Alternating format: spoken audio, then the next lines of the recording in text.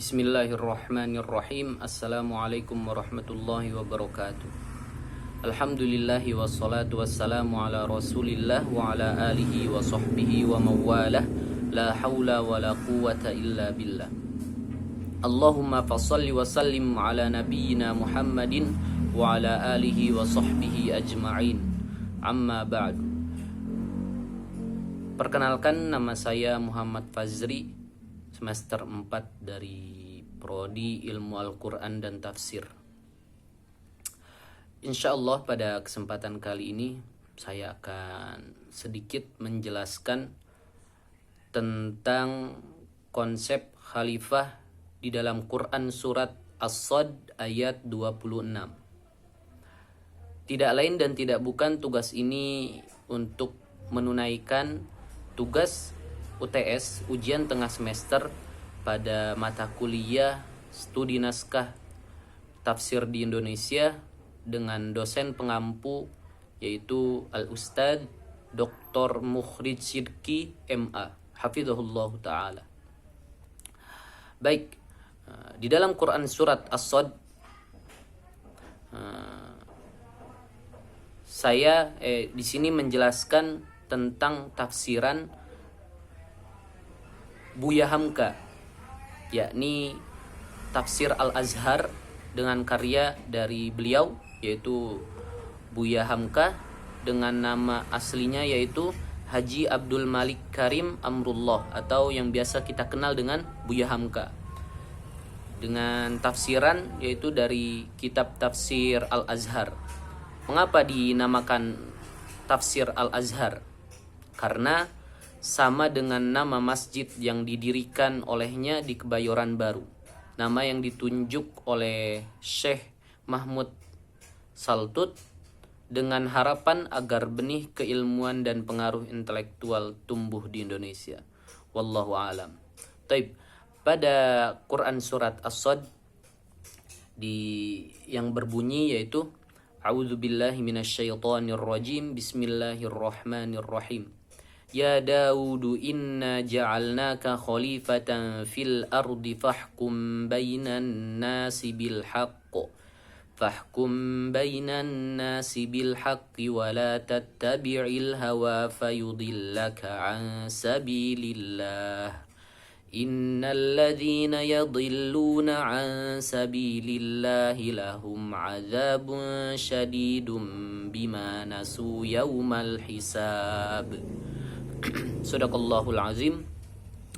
Pada ayat ini terdapat dua kata kunci yaitu al-hawa dan fahkum bainan nas. Al-hawa yakni hawa nafsu, menurutkan hawa nafsu itu bisa dapat menghancurkan sebuah kepemimpinan atau sebuah khalifah.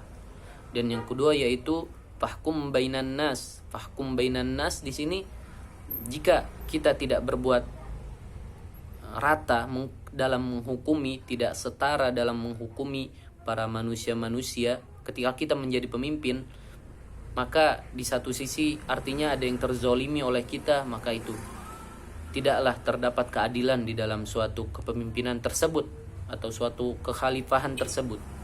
Taib. Di dalam kata atau kalimat ayat yang berbunyi ya Dawudu inna ja'alnaka khalifatan fil ard,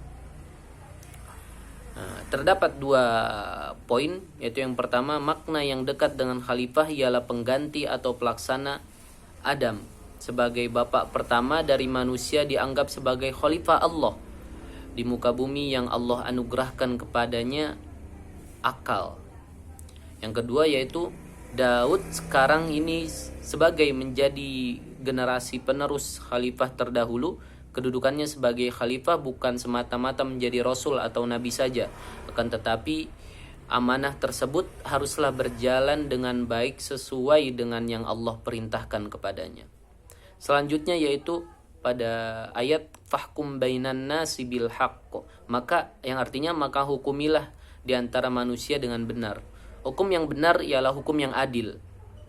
Di antara kebenaran dengan keadilan adalah dua hal yang sama. Sudah benar, pastilah itu akan timbul keadilan.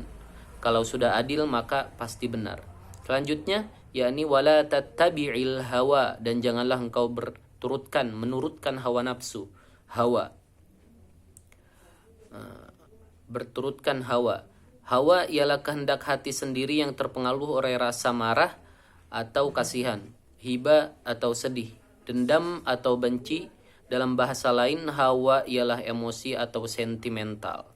Lalu menyebabkan bahaya yang akan mengancam jika seorang penguasa menjatuhkan suatu hukum yang dipengaruhi oleh hawanya.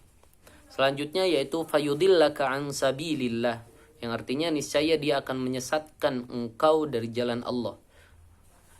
Yakni jikalau seorang penguasa tidak lagi menghukumi dengan benar dan adil, akan tetapi menghukumi dengan hawa nafsu, maka putuslah harapan orang banyak yang sudah berharap mendapatkan perlindungan hukum serta keamanan jiwa dalam negara. Maka itu sudah gagal jika suatu kepemimpinan yang diturutkan oleh hawa nafsu tersebut.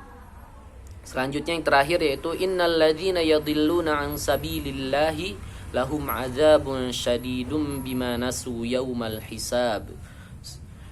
Yang artinya sesungguhnya orang-orang yang tersesat dari jalan Allah, untuk mereka yaitu azab yang berat, bagi mereka azab yang berat karena mereka melupakan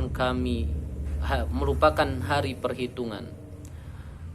Di dalam tafsirnya dijelaskan, sungguh kekuasaan itu suatu ujian yang berat. Kekuasaan bisa saja menyebabkan orang lupa dari mana dia menerima kekuasaan itu. Lalu dia berbuat sewenang-wenang, berkehendak hati, sebab itu disalahgunakannya kekuasaan. Maka di sini dapat ada 3 hikmah yang dapat kita ambil, yaitu yang pertama, kewajiban berlaku adil bagi setiap memberi hukuman, dan tidak ada keadilan selain berpedoman kepada syariat Allah. Yang kedua, diharamkannya mengikuti hawa nafsu, karena itu akan menyebabkan seseorang mendapatkan kehancuran dan kerugian. Dan yang terakhir yaitu penetapan adanya hari kebangkitan dan pembalasan, atau kesimpulan yang kita bisa ambil dari ini, hikmah ini dan penjelasan tadi, yaitu penjelasan dari tafsir Al-Azhar dalam surat As-Sad ayat 26, yakni di antara manusia yang menjadi dalil kekhalifahan adalah Daud. Allah firmankan di dalam surat As-Sad ayat 26 yang tadi saya bacakan, bahwasanya Allah telah menjadikannya khalifah atau pemimpin dan pengurus negara serta seorang rasul. Maka dengan tugas yang berat tersebut Allah memberi nasihat kepadanya untuk berbuat adil dalam menghukumi semua perkara dan menjauhi hawa nafsu yang dapat menyesatkan dari jalan Allah. Wallahu a'lam bishawab. Maka itu yang saya bisa jelaskan. Ada 2 poin. Yang pertama tadi, menurutkan hawa nafsu. Yang kedua,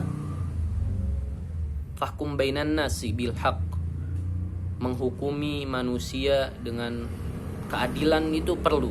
Keadilan dan benar itu perlu. Dan tidaklah patut seorang pemimpin itu mengikuti hawa nafsu dalam membuat tindakan atau dalam mengambil tindakan. Wallahu a'lam bishawab. Mungkin itu saja yang bisa saya sampaikan. Referensi ini, materi ini saya ambil dari materi yang telah dijelaskan oleh kelompok 2 dengan tema konsep khalifah. Barakallahu fikum, hadaniyallahu wa iyyakum ajma'in. Mohon maaf jika ada perkataan yang salah. Hadaniyallahu wa iyyakum ajma'in. Wassalamualaikum warahmatullahi wabarakatuh.